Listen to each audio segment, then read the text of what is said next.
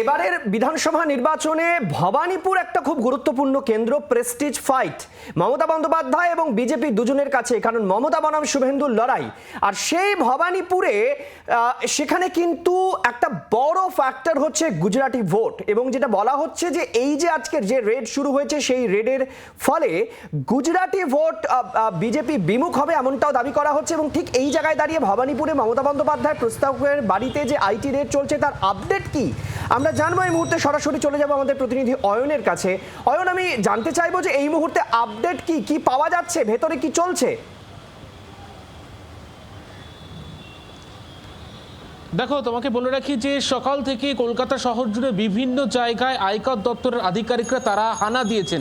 ইতিমধ্যে দেখতে পাচ্ছ সৈকত, আমার পিছনের যে গাড়িটা একেবারে নীল বাতির গাড়ি, ইনকাম ট্যাক্সের যারা অফিসাররা তারা সকাল থেকে এই মিরাজ শাহ গুজরাটি যে এডুকেশন সোসাইটি ভবানীপুরে যে বিধানসভা, সেই বিধানসভায় তৃণমূল নেত্রী মমতা বন্দ্যোপাধ্যায় নমিনেশনে যে কজন প্রস্তাবক ছিলেন তার মধ্যে অন্যতম মিরাজ শাহ, তার বাড়িতে ইতিমধ্যে ইনকাম ট্যাক্সের যারা অফিসাররা তারা ইতিমধ্যে হানা দিয়েছেন। দেখতে পাচ্ছ আরও একটা গাড়ি, দেখতে পাচ্ছ on election duty income tax department by order, একেবারে এই যে গাড়ি, দুটি গাড়ি নিয়ে ইতিমধ্যেই তল্লাশি চালাচ্ছেন আধিকারিকরা সকাল থেকে এই বাড়িতে। এবং আরও একটু আমি বাড়ির ভিতরে নিয়ে যাওয়ার চেষ্টা করবো। দেখতে পাচ্ছ এই যে বাড়ির গলি, ভবানীপুর বিধানসভার মধ্যে মিরাজ শাহ গুজরাটি যে এডুকেশন সোসাইটির একবারে ট্রাস্টি তিনি, তার বাড়িতে ইনকাম ট্যাক্সের আধিকারিকরা তারা তল্লাশি চালাচ্ছেন। একেবারে আমার পিছনে দেখতে পাচ্ছ যে বিশাল যে বাড়ি, এই বাড়িতে ইতিমধ্যেই তল্লাশি চালাচ্ছেন ইনকাম ট্যাক্সের যারা আধিকারিকরা, কলকাতা পুলিশের যারা আধিকারিকরা তারা ইতিমধ্যেই রয়েছেন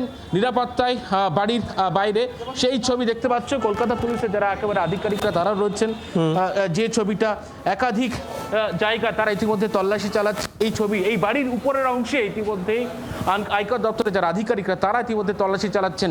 অন্যতম গুরুত্বপূর্ণ নাম মিরাজ শাহ, তিনি রাজ্যের মুখ্যমন্ত্রী তথা তৃণমূল নেত্রী মমতা বন্দ্যোপাধ্যায়ের যে প্রস্তাবক যে কজন ছিলেন তাদের মধ্যে অন্যতম মিরাজ শাহ, গুজরাটি এডুকেশন সোসাইটি তার ট্রাস্টি।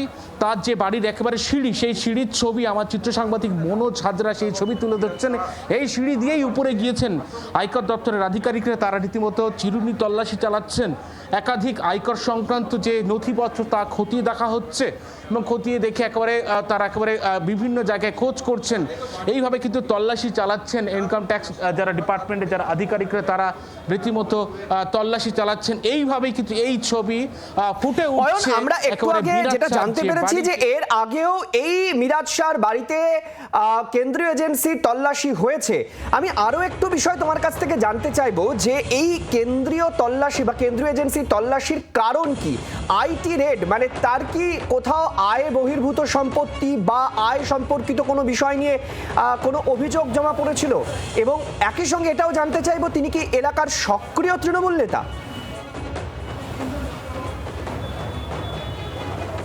দেখো, এখনো পর্যন্ত তোমাকে বলে রাখি, যদি মিরাজ শাহের পরিচয় জানতে চাও, সব থেকে গুরুত্বপূর্ণ জায়গা আমি বলে রাখবো যে রাজ্যের মুখ্যমন্ত্রী তথা তৃণমূল নেত্রী প্রস্তাবক যে কজন ছিলেন তাদের মধ্যে অন্যতম ছিলেন হচ্ছে এই মিরাজ শাহ, গুরুত্বপূর্ণ নাম। একেবারে যারা অফিসাররা তারা ইতিমধ্যে তল্লাশি চালাচ্ছেন। আমি একটু কথা বলার চেষ্টা করি। কখন তল্লাশি চলছে আমি বলতে পারবো না, আমি তো সকালবেলা 10টার সময় এসেছি, তখন দিয়ে মনে চলছে, ওদিক দিয়ে অ্যালাউ নেই আমাদের, ঠিক আছে? বাইরে না, আমরা স্যারের পিএসও স্যারেরটা স্যারের চলছে, কিন্তু সেখানে ওদিক দিয়ে আইটি কিছু দিইনি।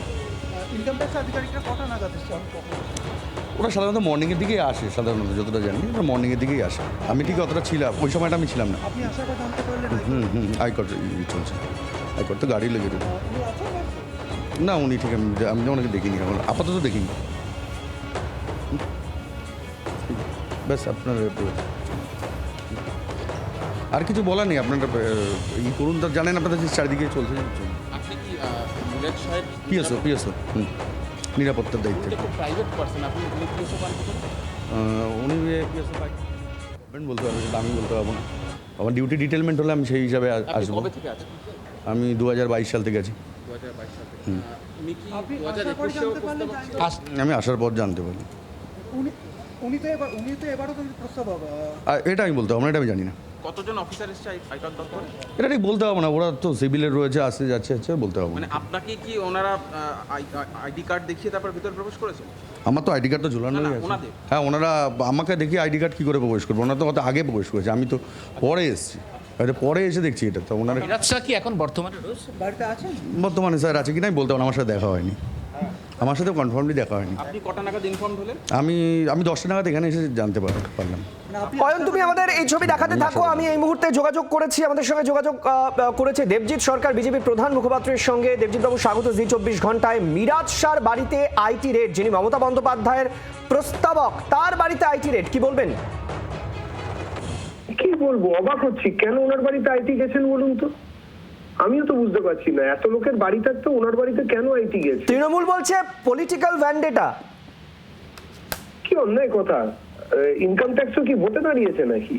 এই পলিটিক্যাল ভ্যান্ডেটা আপনি আমাকে প্রশ্ন করছেন, আপনার বাড়িতে তো যাচ্ছে না।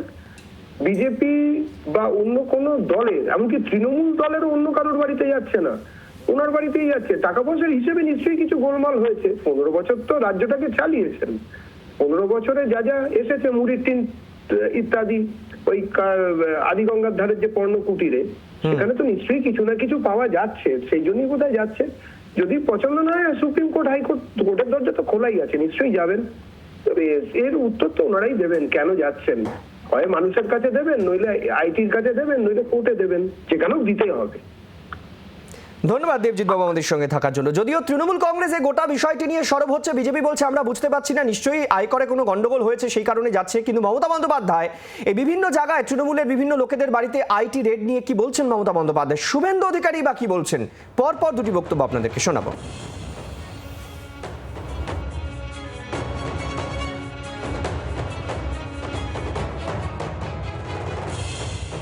আজকে কালো টাকার হুন্ডি নিয়ে বাংলায় বসে আছেন, আর তৃণমূল কংগ্রেস পার্টির অফিসে রেড করছেন, ক্যান্ডিডেটের বাড়িতে গিয়ে রেড করছেন, আমার প্লেন রেড করতে আসছেন, আমার সিকিউরিটি রেড করছেন।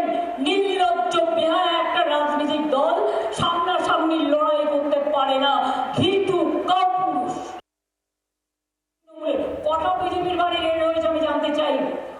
গদ্দার থেকে শুরু করে অনেক আছে, কোটি কোটি টাকা দিল্লি থেকে দিয়ে আসে। কোনের টাকা তোমরা মারো, সেনের টাকা তোমরা মারো, রেলের টেন্ডারের টাকা তোমরা খাও। হাইকোর্টের অভিযান কি ভোটের সময় বন্ধ থাকেনি? চুরি চামারি করেছেন, হাইকোর্ট জমা দেননি, সম্পত্তির হিসাব দেননি, তাই অভিযান হয়েছে।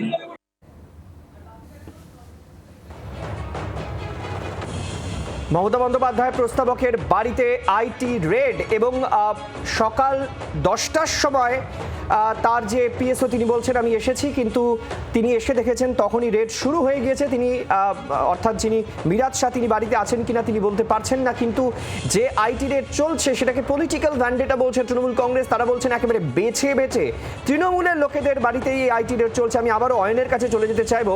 অয়ন, সম্ভবত তুমি যার সঙ্গে কথা বলছিলে তিনি এই মিরাজ শাহের পিএসও, কি বলছেন তিনি?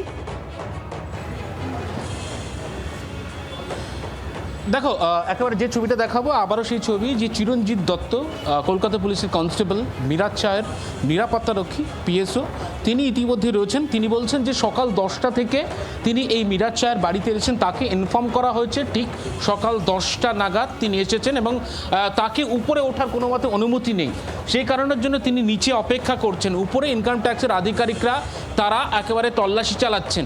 তিনি বলছেন সকাল 10টা থেকে তিনি দেখেছেন এসে উপরে তল্লাশি চলছে, অর্থাৎ এর অনেক আগেই ইনকাম ট্যাক্সের যারা আধিকারিকরা তারা রীতিমতো তল্লাশি অভিযান চালাচ্ছেন। কিন্তু কি কারণে এই তল্লাশি অভিযান তা নিয়ে কিন্তু কোনোভাবে কোনো প্রশ্নের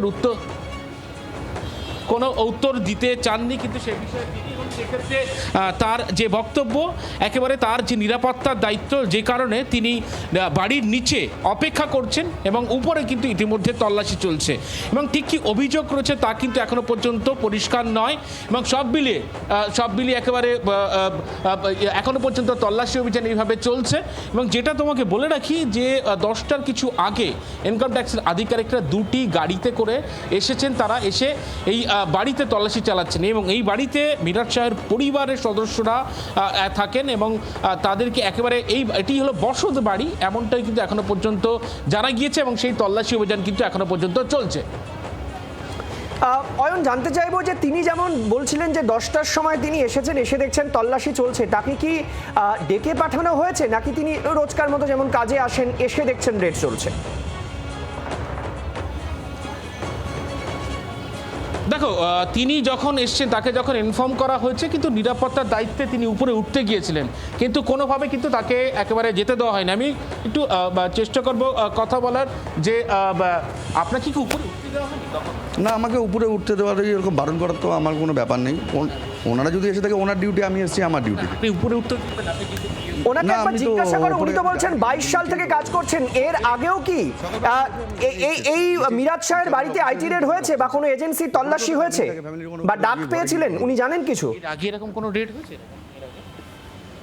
দেখেছেন এরকম কখনো ইনকাম ট্যাক্সের রেড হতে দেখেছেন এর আগে? দীর্ঘদিন ধরে তো ওনার ব্যক্তিগত এর আগে একবার 2022 সালে হয়েছিল। 2022 সালে হয়েছিল, সেই সময় এইভাবে রেড হয়েছিল। আপনি কি উপরে যেতে চেয়েছিলেন? আপনি না না না, আমি উপরে যেতেও চাইনি, আর আমাকে উপরে যাওয়ার জন্য বারণ করারও তো কোনো ব্যাপার নেই।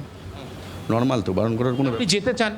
না, আমি যাবো কেন? ওটা তো ফ্যামিলি থাকে, তাদের রেসিডেন্ট, তাদের ঘর, তাদের ঘরের মধ্যে এই নিচে অবধি, এখানে অবধি নিচে আমার নিজে অফিস রয়েছে, অফিসের অবধি আমার থাকার জায়গা আছে, অফিসে আমি থাকতে পারি। 2022 সালে আগে একবার হয়েছিল। 2022 সালে একবার হয়েছিল। দেখো একেবারে সৈকত সরাসরি কথা বলছিলাম চিরঞ্জিত মণ্ডল, তিনি পিএসও মিরাজ শাহের, তিনি যেমনটা বলছেন যে 2023 সালে এইভাবে আয়কর হানা হয়েছিল মিরাজ শাহের যে বাড়ি, এই বাড়িতে কিন্তু আয়করের আধিকারিকরা তারা এসেছিলেন, এইভাবে তল্লাশি অভিযান চালিয়েছিলেন। তার উপরে ওঠার যে নিয়ম, সেই নিয়ম নেই, যে কারণের জন্য তিনি নিচে বাড়িতে রয়েছেন, অপেক্ষা করছেন, এবং প্রয়োজন নেই তার উপরে ওঠার, যে কারণের জন্য কিন্তু এবং বাধা দেওয়ার কোনো প্রশ্ন নেই, তিনি জানাচ্ছেন একেবারে জি 24 ঘন্টাকে সরাসরি সাক্ষাৎকারে। সৈকত একেবারে অয়ন, তুমি আমাদের সঙ্গে থাকো। আমি আরো একবার দর্শকদের জানিয়ে রাখবো, ভবানীপুরে মমতা বন্দ্যোপাধ্যায়ের যে নমিনেশন, সেই নমিনেশনের সময় যারা প্রস্তাবক হিসেবে ছিলেন, সেই প্রস্তাবকদের মধ্যে একজন এই মিরাজ শাহ। তিনি এর আগেও আইটি রেডের মুখোমুখি হয়েছিলেন 2022 সালে, তার পিএসও জানাচ্ছিলেন, জি 24 ঘন্টা এক্সক্লুসিভ। এবার আবার ভোটের মুখে মিরাজ শাহের বাড়িতে আইটি রেড। কেন আইটি রেড, কি বিষয়, তিনি বলছেন আমি কিছু জানি না। কিন্তু বিজেপি বলছে নিশ্চয়ই কোনো গন্ডগোল আছে তাই গিয়েছে, কিন্তু তৃণমূল বলছে এটা পুরোটাই রাজনৈতিক ভেন্ডেটা, রাজনৈতিক উদ্দেশ্যে ভবানীপুর কেন্দ্রে কোথাও একটা প্রতিহিংসার রাজনীতি করছে বিজেপি, তারই অংশ এই আয়কর দপ্তরকে কার্যত এই কাজে নিয়োজিত করেছে বিজেপি।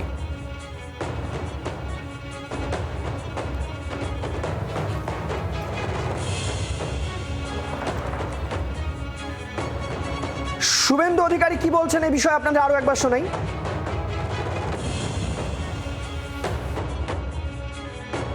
আয়করের অভিযান কি ভোটের সময় বন্ধ থাকেনি? চুরি চামারি করেছেন, আয়কর জমা দেননি, সম্পত্তির হিসাব দেননি, তাই অভিযান হয়েছিল।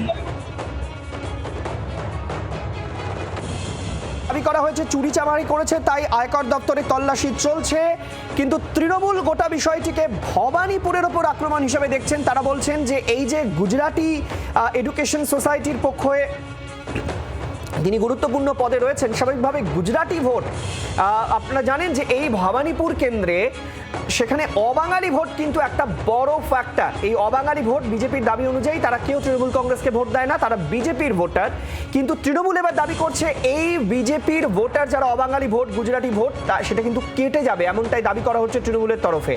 এবং সবচেয়ে গুরুত্বপূর্ণ বিষয়, এই মিরাজ শাহকে তার পরিচয় যদি দেখতে হয় তাহলে তিনি মমতা বন্দ্যোপাধ্যায়ের প্রস্তাবক, সেই প্রস্তাবকের বাড়িতে আইটি রেড। আর কুণাল ঘোষের সঙ্গে আমরা কথা বলেছিলাম, কুণাল ঘোষ এই গোটা বিষয়টি নিয়ে কি বলছেন শুনুন।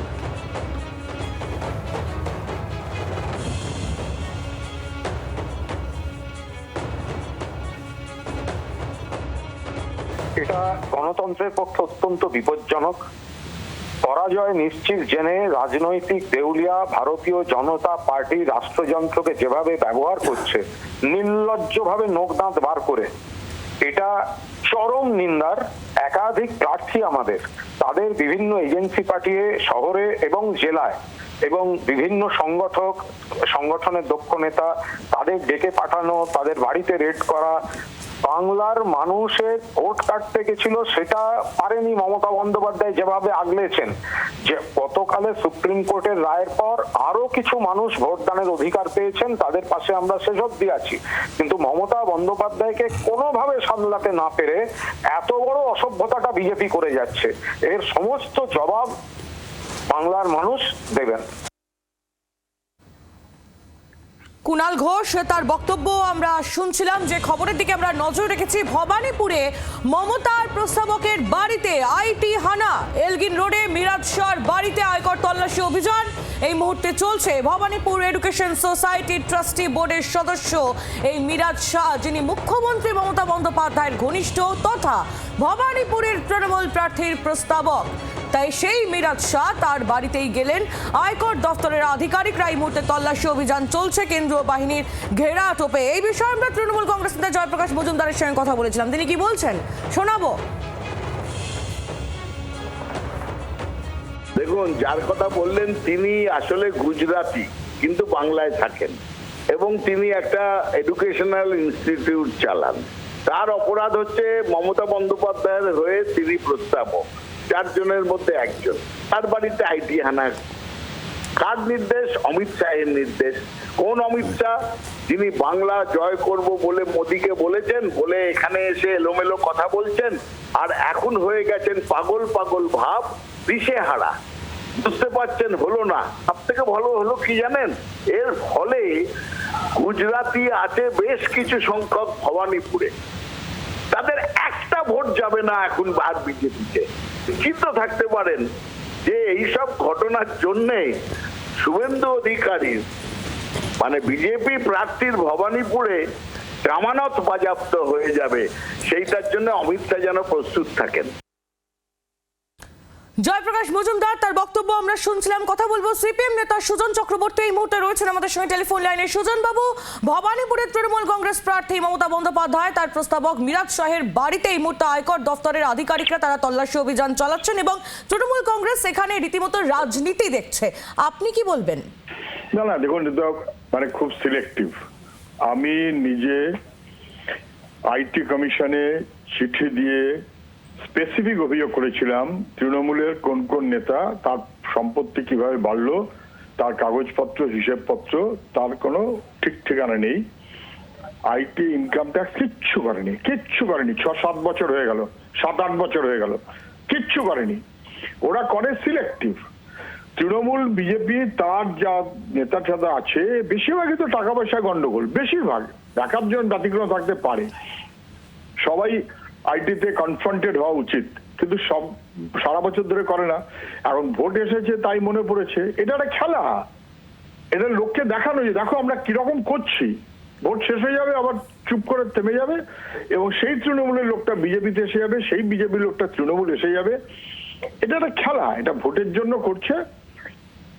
কিন্তু তৃণমূলের প্রস্তাবক সঙ্গী সাথী তাদের পেল্লায় পেল্লায় বাড়ি গাড়ি সম্পত্তি বেআইনি ইনকাম ট্যাক্সে হানা দেওয়াটা তো অস্বাভাবিক নয়, কিন্তু বেছে বেছে এখন করে না, এখানেই আপত্তি। ধন্যবাদ সুজন বাবু। সিপিএম নেতা সুজন চক্রবর্তী তিনি ছিলেন আমাদের সঙ্গে টেলিফোন লাইনে। আমি সরাসরি একটু এলগিন রোডের নজর রাখি। মিরাজ শাহর বাড়ির সামনে এই মুহূর্তে আমাদের প্রতিনিধি অয়ন শর্মা রয়েছেন একেবারে সরাসরি। অয়ন, আমরা সকাল থেকে আইটির অভিযান বিভিন্ন জায়গায় দেখছি। দেবাশিস কুমার তার 3 ঠিকানায় দেখেছি, আরও এক প্রভাবশালী তৃণমূল কংগ্রেস নেতার বাড়িতে দেখেছি, আর এবার একেবারে মমতা বন্দ্যোপাধ্যায় তার প্রস্তাবকের বাড়িতে চলে গিয়েছে আইটি আধিকারিকরা। এই মুহূর্তে সেখানে কি চলছে?